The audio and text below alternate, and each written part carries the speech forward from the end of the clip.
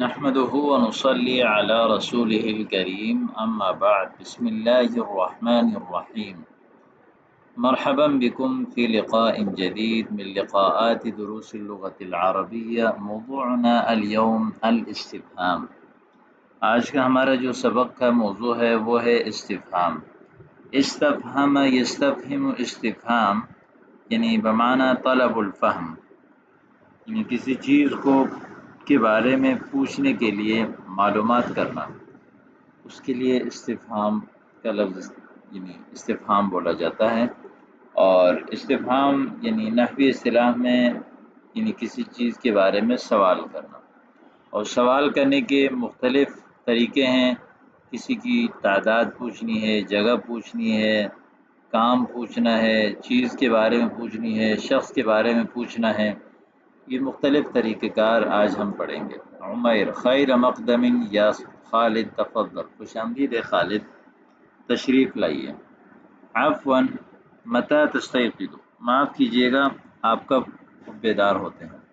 متى تستيقظ، استيقظ يستيقظ استيقاظ اس کا معنی ہے بیدار ہونا. متى یعنی کب، فی ای وقت تستيقظ یعنی ما وقت استيقاظک، آپ کی بیدار ہونے کا ٹائم کیا ہے. متى تستيقظ. اور جواب ہے استيقظ صباحا مبکرا، یعنی انا استيقظ صباحا مبکر یعنی باکر، صبح سویرے. انا استيقظ صباحا مبکرا. اتصلی مع الجماعة، کیا آپ جماعت کے ساتھ نماز پڑھتے ہیں. کسی بھی جملے کو سوالیہ بنانا ہے تو اس کے شروع میں حمزہ لگا دیتے ہیں. اتصلی مع الجماعة، جیسے لفظ ہے تصلی مع الجماعة. اب اس کو سوالیہ بنانا ہے تو اتصلی مع الجماعة.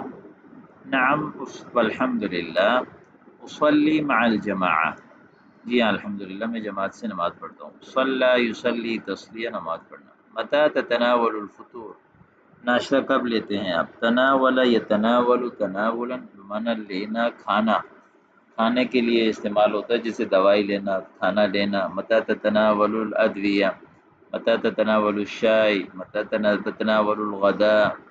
اتناوله بعد الریاضة ب20 دقیقہ، الریاضہ ورزش کو کہتے ہیں. ب20 دقیقہ 20 منٹ، میں 20 منٹ ورزش کے بعد ناشتہ لیتا ہوں. اتناوله بعد الریاضة ب20 دقیقہ. فی ایة ساعة تذهب إلى المدرسة، آپ مدرسے کب جاتے ہیں، یعنی متى تذهب إلى المدرسة. اذهب في الساعة 7:30، 7:30 بجے جاتا ہوں. اتذهب مشيا على الأقدام، کیا آپ پیدل جاتے ہیں. تذهب جاتے ہیں، مشيا على الأقدام پیروں پر چل کر. ماشيا مشى يمشي، مشيا اس کا معنی ہے چلنا. لا بل ارکب الحافلہ، نہیں بلکہ میں بس پہ سوار ہوتا ہوں. رکب یرکب رکوبا سوار ہونا. حافلہ جمع حافلات بس. متى تذاکر الدروس، سبق کا مذاکرہ کب کرتے ہو، تکرار کب کرتے ہو. اذاکر قبل النوم، سونے سے پہلے. الی اللقاء یعنی پھر ملیں گے. الی اللقاء.